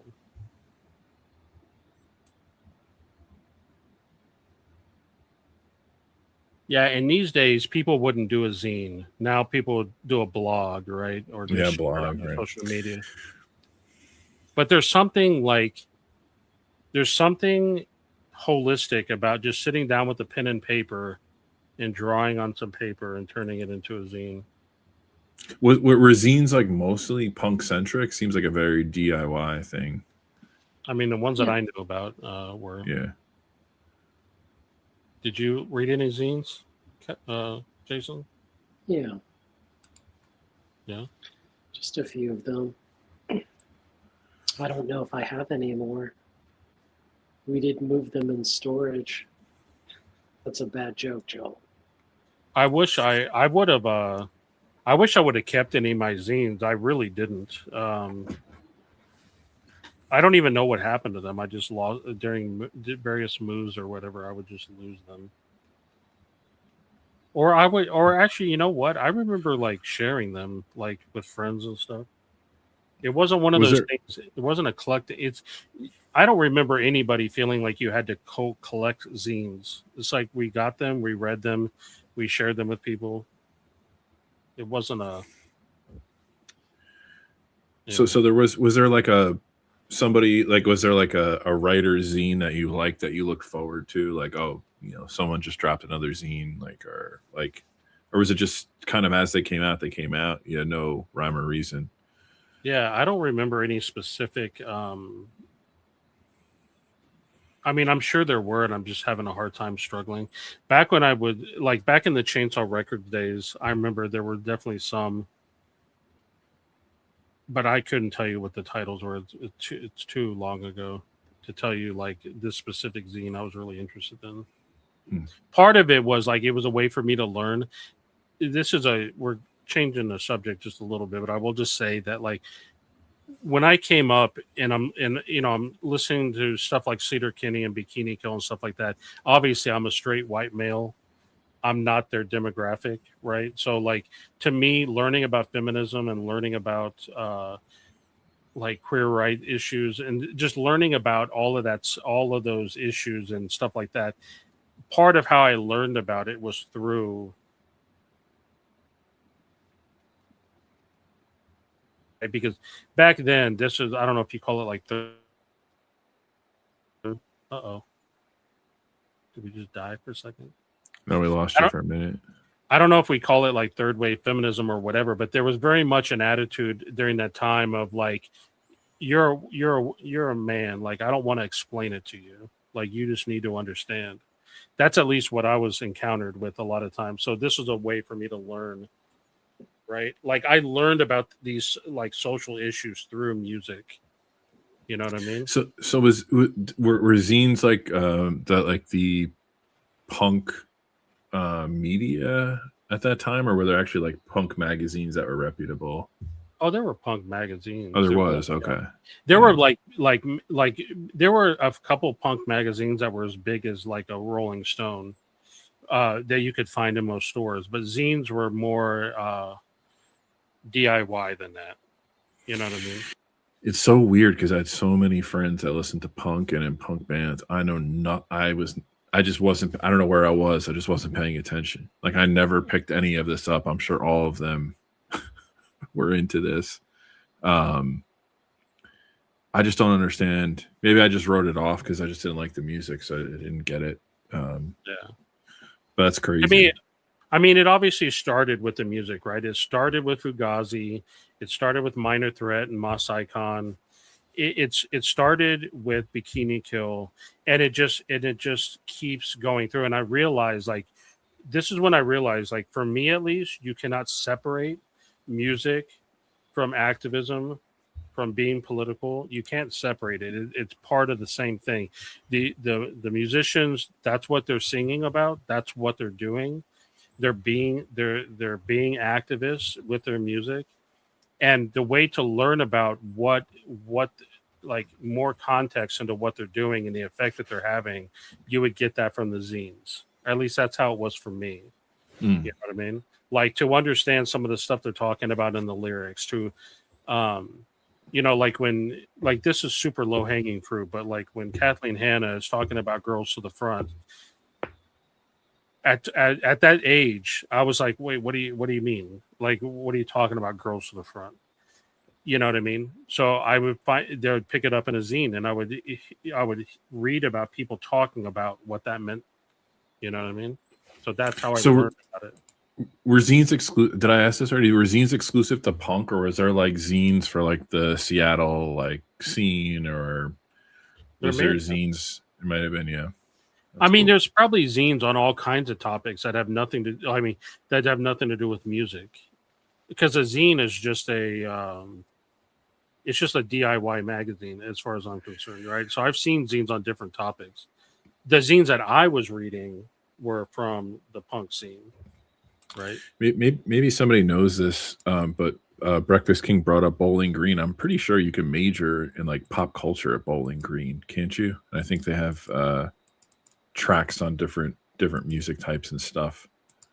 Somebody can check me on that, but I always found that to be pretty interesting. So yeah, they probably do have a massive zine archive. There were zines on every topic, poetry. That's cool.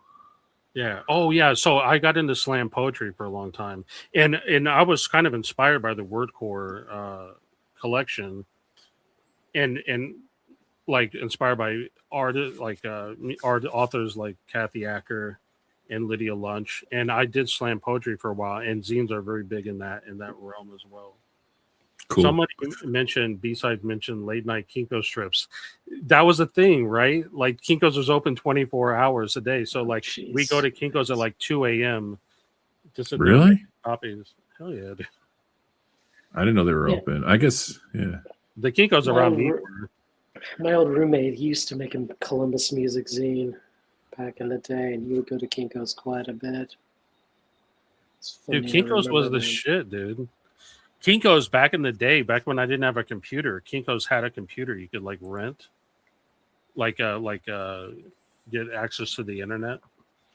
Like terrible stories. Like, do you remember Sparks, that drink?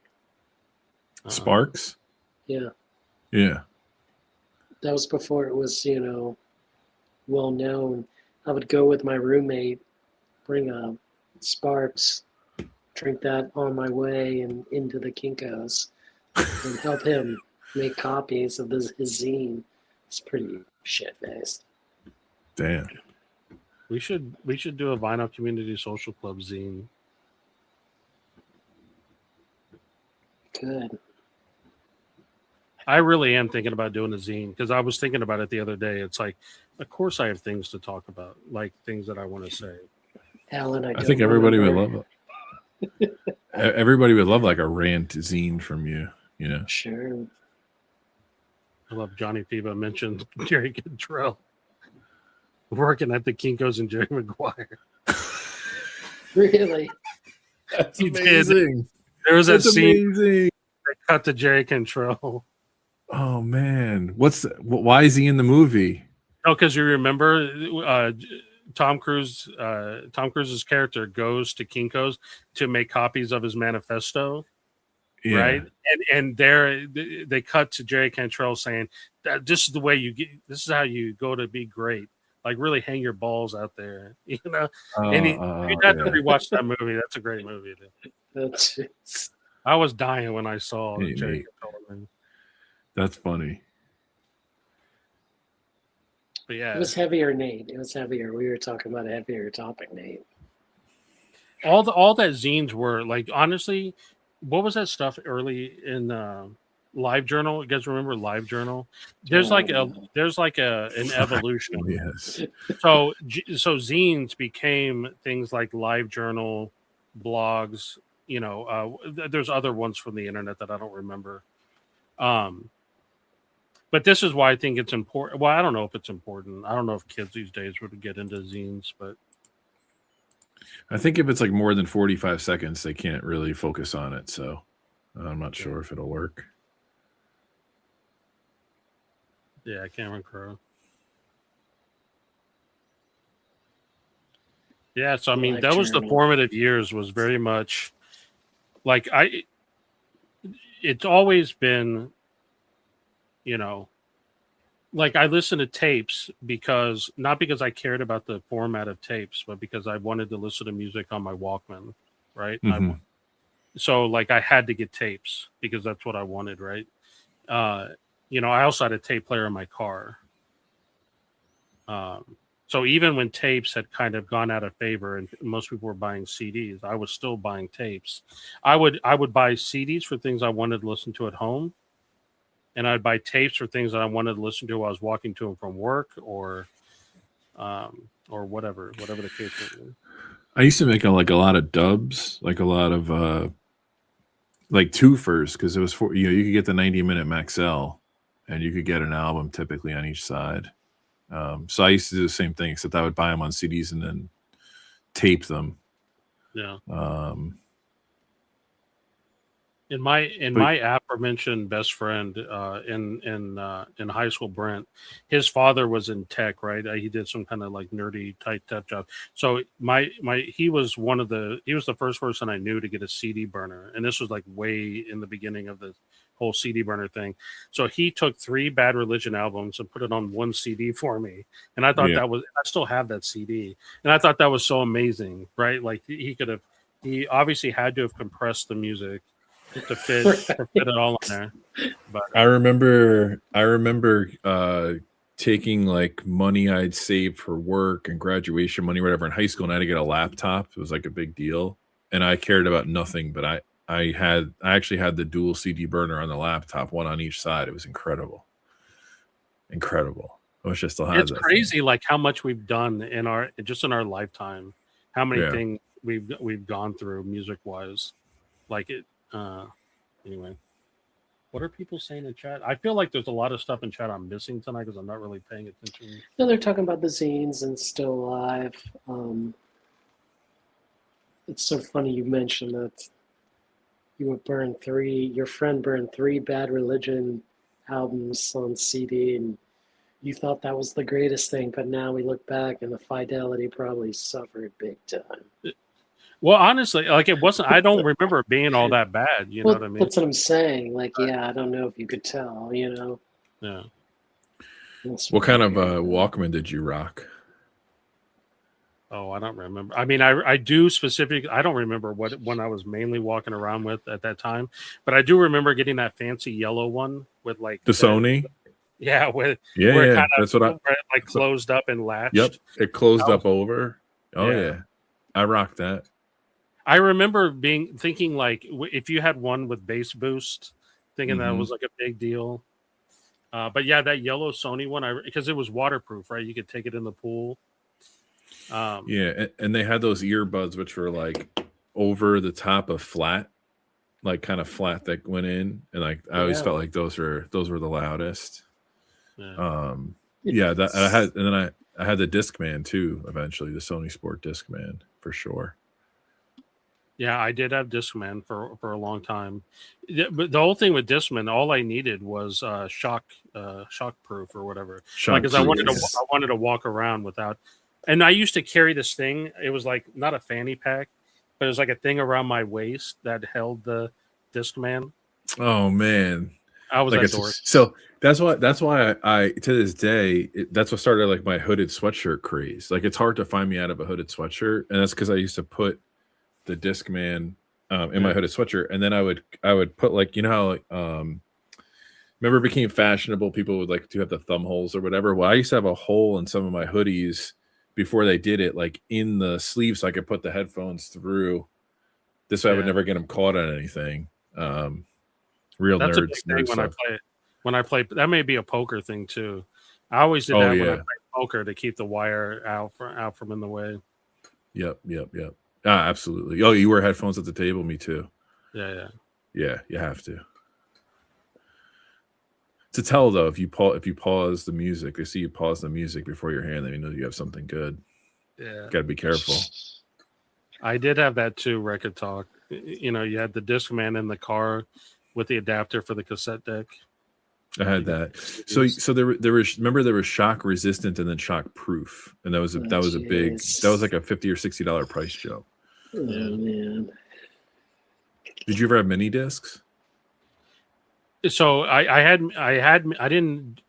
mini disc, but because I had a mini disc recorder and I'd record shows on it, I never bought any mini discs that had music already on it. Yeah, me neither. That was a little later. They briefly did that at Tower where I worked there, but I never actually bought any of them. Nice. Yeah, so CV has a long history regarding music in MySpace. I did have Dookie on CD and on tape, probably. I still remember one of my most important tapes. What Dookie? One of my important tapes was 8 Arms to Hold You by Veruca Salt. I listened to that tape. I listened to that tape on repeat, like on the little. I had a little boom box in my place. This was in those in between years. This would have been I would have been like 17, somewhere in there. I love that album. Oh my gosh! Here's the literal question here. Do you see this? So Greg Graffin is actually an author, and he's written books about religion. So if you're really curious about it, I can refer you to his book. Was the Dookie cassette blue? Was it? I think the Dookie cassette was blue, right? Yeah, yeah. I don't remember it being blue, but I'm pretty sure it was. Like not blue. Talk. What do you mean blue? It was like a standard cassette, like the clear, but instead of being like transparent or black, where the tracks were, it was blue. Oh yeah, I vividly remember that. Yeah. What they did is they did like a blue background. The whole thing wasn't blue; it was clear. Yeah, just a blue background. Yeah. I think that's because of the label, though. I think that's how the label. Oh, it was a label thing. Yeah, because they were on Reprise or something like that, and that was like a thing that they did. I remember though, like Dookie was one of the first albums, or it was an album that I remember sitting there and looking through the book, reading along to the lyrics. Yeah, I have that memory too. Yeah, that was a big deal, Dookie. Yeah. I was really young though when that came out. That came out what, 93 or 94? 94. 94. So I was 10. That's an album that I still know every lyric to, but I have to do it in order. Like if you skip a song, it fucks me up. Like throws me up. I know every lyric, and I still haven't opened that Because Sound Matters one step. If anybody's interested. I was like, oh, I'll get this, and then I was like, no, I'll never listen to this. Was it? I don't know if you're messing with me, but no, 8 Arms to Hold You is. Oh, is that why they used it? Yeah. Anyway, Veruca Salt is amazing. So, well, that's like Death Cab for Cutie. They get their name from the Magical Mystery Tour. That's a fictitious band in that movie, I think. You know, Joel, I went to see Veruca Salt in 1995. I think I've said it before. I don't know if you remember that. I do. I've seen Louise solo, but I've not seen Veruca Salt as a band together. Chris the Record Dog, he had this comment here. Here it is. Yeah, old man would tell the same dumb stories and jokes at the poker table. I'm glad the VC isn't like that. That's incorrect, Chris. I mean, if you watch the show Tuesday and Thursdays. If you're playing with old men, what are you playing? 1-2 limit? What the hell? Right. What's going on here? Come on now. Jeez. Really? Greg Graffin was a biologist? You're joking. No, it not was. He is. Well, he was yeah. I mean, he reminds me. Robert Pollard, right? He taught. What did he teach? English literature, right?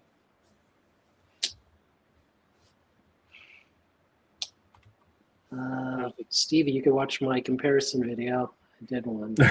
I can't tell you how it sounds because I didn't open it yet. I did one of the original versus the one step and the Kevin CD Gray versus the original, which is nuts. Oh yeah, that's right. Which is a crazy comparison.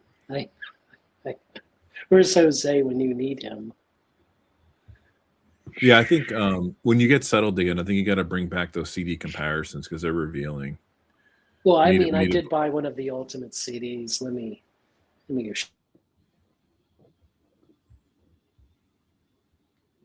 Okay, so Carbon Records, you're in chat. Like, you actually have a store.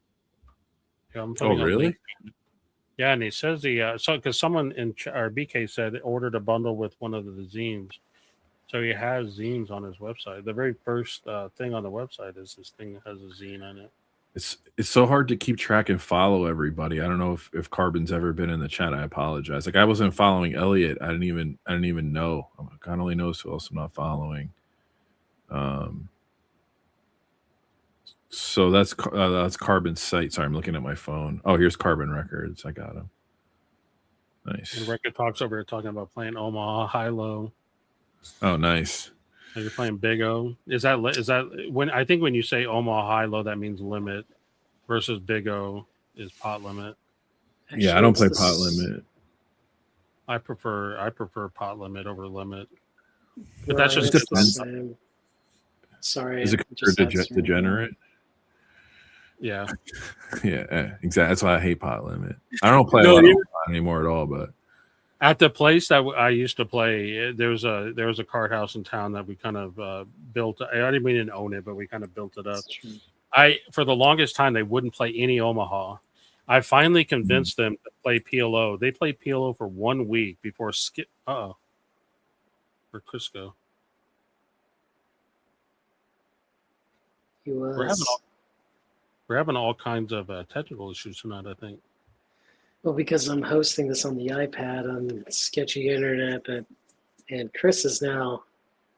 Did I drop him? No way. He dropped. Internet issues. Oh, No, I've never. I was just gonna say we played PLO for 1 week, and then they got bored and decided to play Big O because they were degenerates, and PLO wasn't crazy enough for them. But PLO gave them a little taste of how great Omaha is, and they're like, "Let's go Big O." Anyway, we're talking poker now. I don't know if any of you guys know what we're talking about. Well, once I have the setup, I will be doing the ultimate challenge here. nice. After a couple months, I finally get the original 1994 or 1991. I'm sorry. Is that a promo? Pressing. I think it's a promo for the radio station. Radio station, yeah. I have to do the mirror thing. Is that confirmed by the Matrix? You have to. Yeah, I got to switch this. There we go.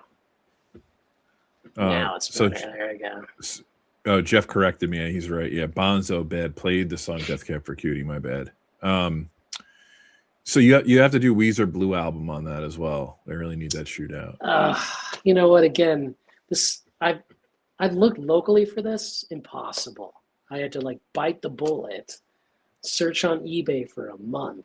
You know, this is absurd. And then again, like I was paying attention to the back here. As everyone knows, if it says BMG or CRC, right? Columbia Record Club. I don't want the club edition. You know what I'm saying? You want OG. Luckily, it's still cheap to buy this, but trying to get a clean version now I feel like I've entered a bad twilight zone. Does that make sense? Like, yeah, of course. I'm trying to find, some people are trying to find a clean record. I'm trying to find a clean CD. Like, this is absurd. Like, I don't want to reveal too much because I'll put it in our shared note though. But I can think of about 6 to 8 CD to vinyl comparisons you really have to do. I think there's quite a few. The Weezer for sure. That one for sure. I mean, it's messed up that like I sold my Super Unknown Soundgarden. Like, I was just gonna say Super Unknown is the other one. I don't have that anymore. Like I sold that for a lot of money, and like now, I think about it like, man, I'd love to do that comparison. Be fun. Yeah, I was watching some video, something about Weezer, and with where they put the Buddy Holly video on like every Windows 95 machine or something like that. Like they shipped it with Windows. Did they? Well, that's what it was saying, that one of the reasons, and Weezer didn't even know about it. The record label did it and Microsoft wanted it as a way to showcase their new video player thing that they shipped with Windows. Did it count as single sales? No. Well, I'm not sure if it counted as a sale, but they said they shipped something like 15 million computers that had Weezer's Buddy Holly video on it. That's crazy. Yeah. Well, that's a lot better than getting U2 on your iPod, I guess. Yeah. Different era. Come on, man. But initially, the band didn't even know about it. But later on, I think that's why they were saying that it's one of the reasons why it got as popular as it did and ended up winning the Grammy and stuff. Rivers wound up doing a bunch of podcasts, I guess, like 3 or 4 years ago. I don't know if it was, I guess it was for the anniversary of the Blue album. And I think he was on Conan, which was really good. It's Conan's podcast. And I don't know if this is true or I'm misremembering, but the Blue album came out and Rivers went back to college, was still in college in between that and Pinkerton. Like he was still going to class. Is that true? Well, no, I think like post the tour, like they all took a break and he went back to college. I don't know why I know this because my friends were absurd. Like they were obsessed with Weezer, and so he went to Harvard, right? I don't know if you knew that. And then yeah. No, I know he went to Harvard because Conan went there too. He was like miserable. You know what I'm saying? Like he was having like leg surgery and he grew a beard so nobody could recognize that he was Rivers Cuomo. I can't believe I know this. It's absurd. No, I know it too. Just I don't remember the details like you do. That is pretty crazy. Well, the thing is, like he was so isolated that he was writing these weird songs and trying to go after these girls who rejected him, right? Mm. The thing is, like playing the Pinkerton songs to his bandmates who were like living like rock stars. They could not relate to him. You know what I'm saying? Right. Yeah. Like why didn't you just? They were probably like, why didn't you just shave your beard and like go to Harvard and be like, yo, I'm Rivers, I'm in Weezer, like he could have done that, Oh, nice. Oh man, yes, the big black case. I had those. I had 2 of those. I had I'm 4 in of the them. process. I still have them, actually. I still have a bunch of CDs with no I should look and see what I have, Jason. Send it to you. I have a ton of stuff. Are they in good condition? Did you leave it in the heat? Of course they're in good condition. And just in case you want to do like an SWV shootout for their CD to first press, we can do that too. Wow. There we go. Hey, Tokyo Record Style, what brand do they use? Because I want to get one of those. The CD resurfacer? Yeah. I want to find So there like a portable one. There was one that they made, it might have been called like the CD Doctor or something. I'm not sure if that's maybe it's more high tech now, more reputable, but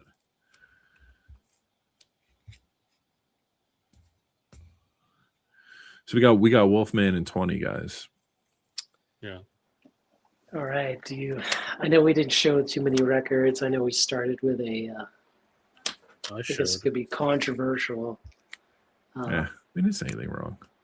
I just want to say in the formative years, I did go to the library.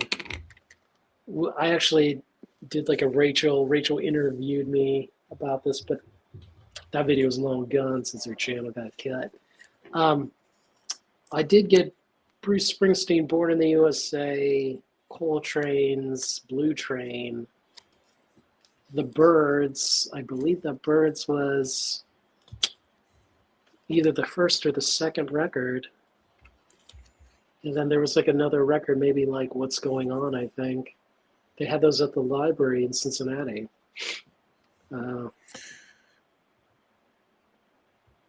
Then I got on those CD box sets. That Byrds box set just changed my life. That Byrds box set is fantastic. It is. It's great to actually get it again after all these years. Oh, this is a good question to close on from Decoy.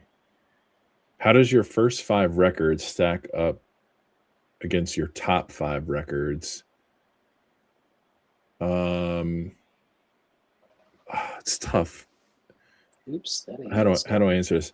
Like top 5 albums of all time is completely different, but a couple of those records that were in my first 5, like Nirvana, Never Unplugged, and the Fugees, like they're pretty much staples in my life. Still listen to them.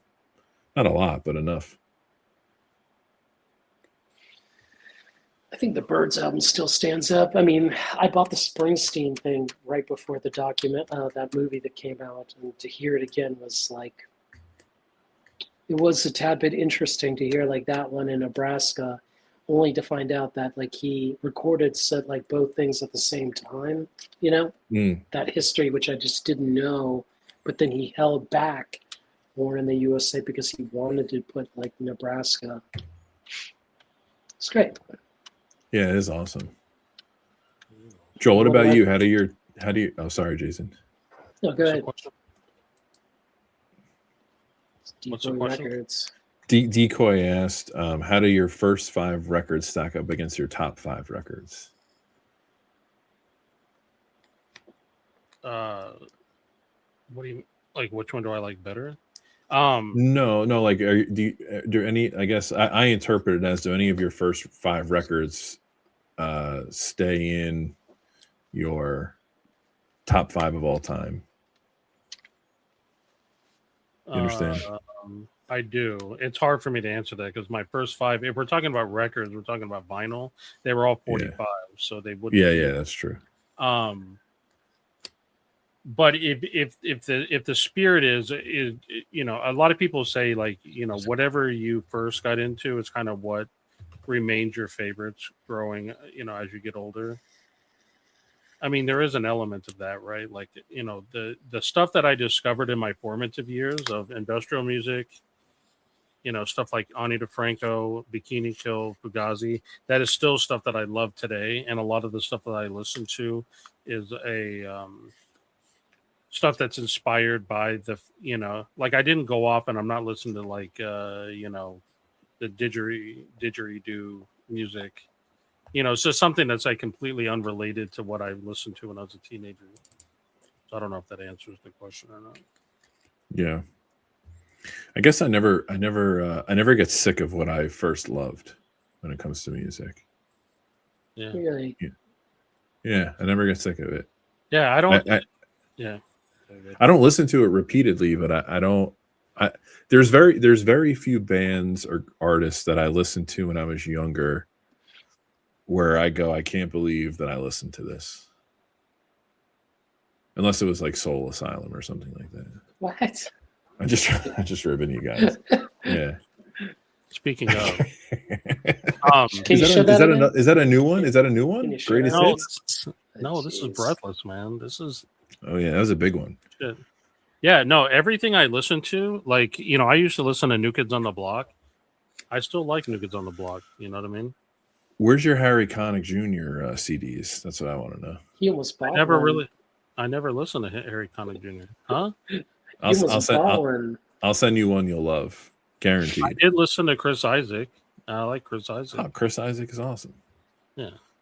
I didn't mention Creed. I've never listened to anything that I felt ashamed about at any point in my life. Not ashamed, but I'm trying to think back of like groups. I guess some of it hip hop maybe, but I'd listen to it. I'm like, I can't believe I thought this was good because it didn't hold up. But.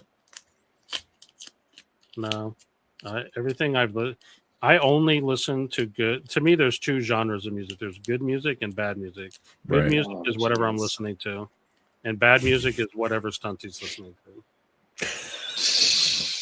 Damn. We almost made it 2 hours without it. I'm just fucking with him. Stunty's gonna watch this later. And wait, why? I mean, Dave, you already told me you didn't have it. You already told me you didn't have Breathless on vinyl. Is that an expensive record now or no? I have no idea. But Vinyl Kicks, dude, we get along so well. Vinyl Kicks. Why are you trying to set me off by telling me that the New Kids are lame? Because they're not lame. I used to hang out and manage this band in college. They were amazing musicians. Actually, some of them are from where Dom lives, and they were amazing cats. But the guitar player had a didgeridoo, and whenever we had like a party or whatever, or we're all hanging out, you know, you'd be like, "Oh, where's Kurt?" And then you'd find him in his bedroom just playing his didgeridoo. It was pretty funny. So great. I was watching the reason I mentioned didgeridoo is because I was watching a video of one of my favorite actors is Heath Ledger, and he went on Conan one time, and Conan talked him into playing the didgeridoo. And I think I remember that. Yeah. Dude, Heath Ledger was in some amazing movies. Anyway. Yeah, 10 Things I Hate About You. was thinking Rest in peace. that's not a bad movie, but that's not what I was thinking about. Jeez. I think it's time for me to wrap up. I can't. My monitor just went off. I know I'm on camera. I don't even know if I'm still in the stream or not. Yeah, you are. I think, my internet is passing out.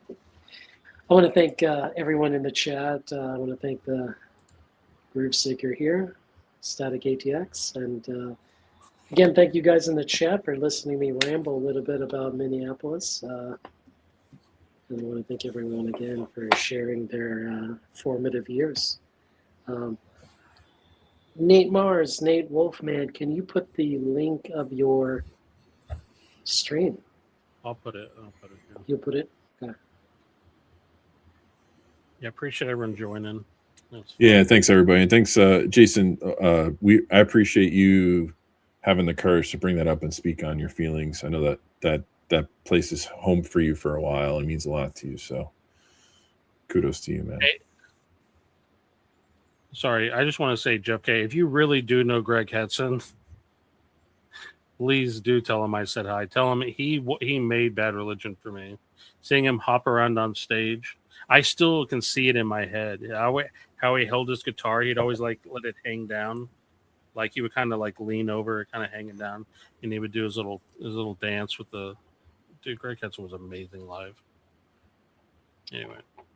Tune into Wolfman. We put his link in the chat. And thank you, everybody. We'll catch you later.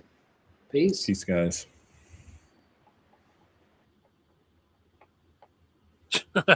Jason just abandoned us while we're still live. We're going to keep going, guys. Jason's gone, but we're going to keep going. I didn't end the stream. Oh my gosh. I know. I was like, we're just going to keep going.